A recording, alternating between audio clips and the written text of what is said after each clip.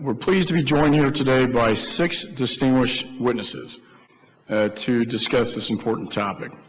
First, Dr. Michael Scheuer is an adjunct professor at the Center for Peace and Security Studies at Georgetown University.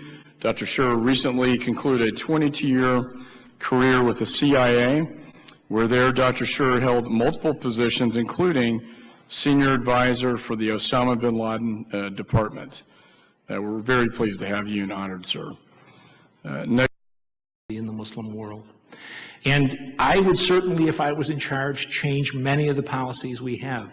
But it's more important that we in this country become adults. Nothing a person does in his life doesn't have a counter reaction.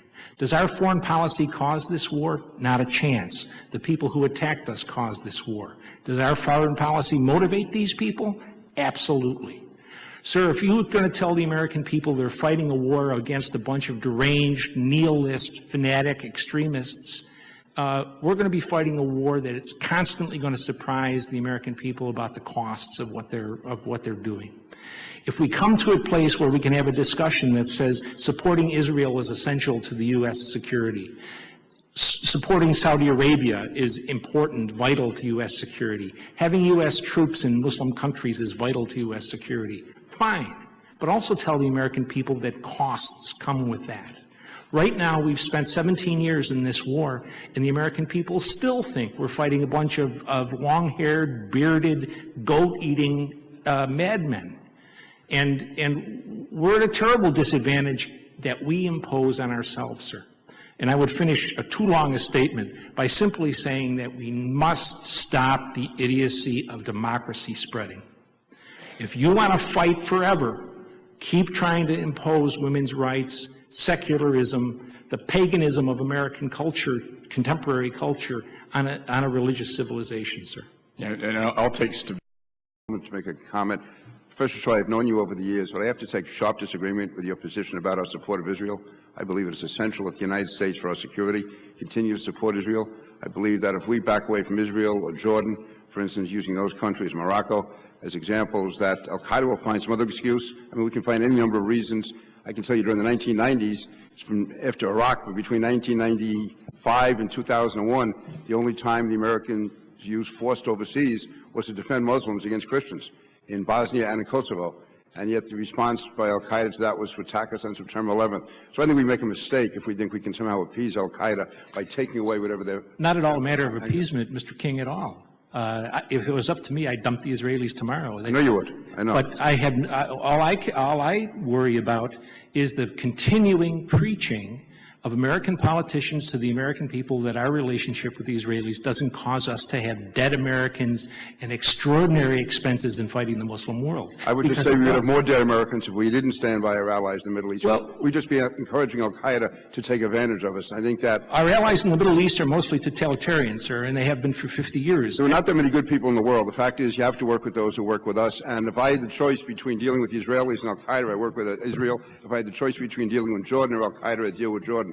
And the fact is that you can find any number of excuses why Al-Qaeda is going to come after us. No, sir, you can't. Yes, I think you can. No, you can't, sir. Osama bin Laden would have been a terrific American politician because he stays on message. There's only one message that comes out of Al-Qaeda, and it's... That's the message they're using now. If it's not, there'll be some... If we pull out of Israel... If we you have to depend... No, I'm going to say, if we stop supporting Israel, then the message will be... America was cowardly, America was backed away, they're not going to stand by their allies. It can always... It's the flip side of everything, and I would rather stand with positive elements like Israel and back down. I'm a bear of little brains, sir, but you got to go with what you go with at the moment.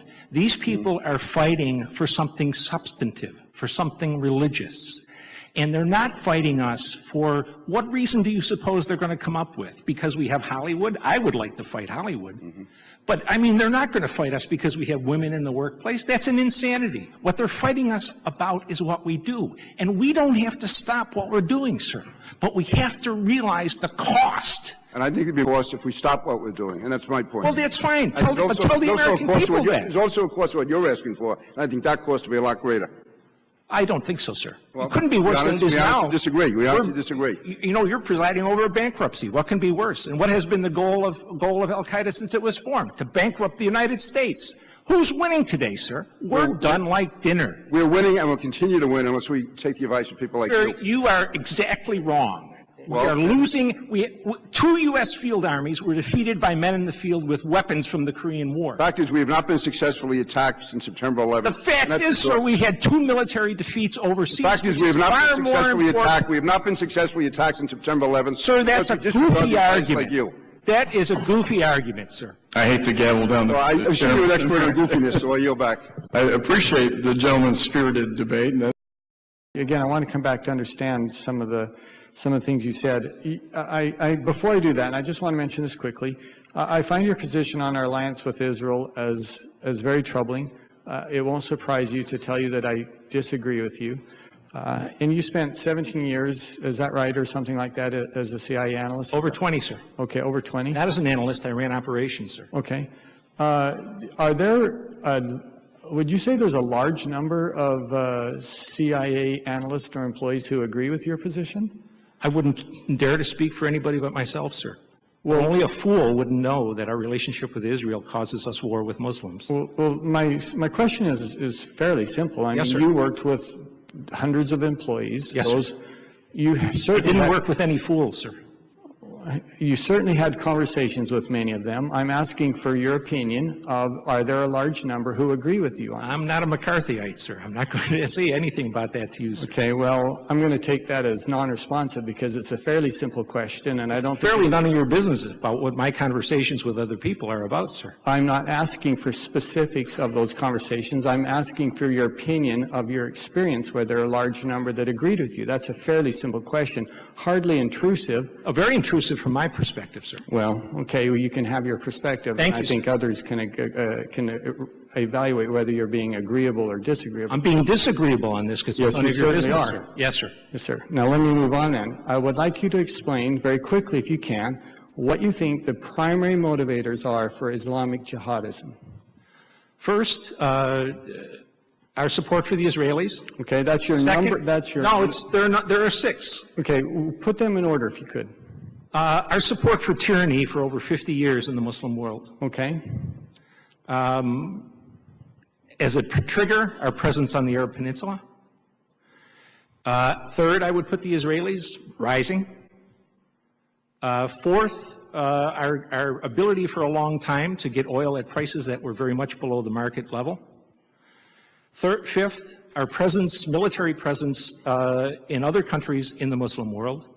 And sixth, our abiding willingness to identify as terrorist any Muslim population that one of our allies dislikes, whether it's the Russians or the Chinese. Okay, Those 6 things, sir. I appreciate that. And let me say, and then I'm going to move on to other witnesses.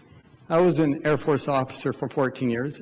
I have spent significant time with many people from that region, and it is astounding to me that you don't put in the top 6 what I know to be true, and that is they are motivated, many of them are motivated by their absolute hatred of the United States and what we represent, whether it's freedom, whether it's democracy, whether it's women's rights.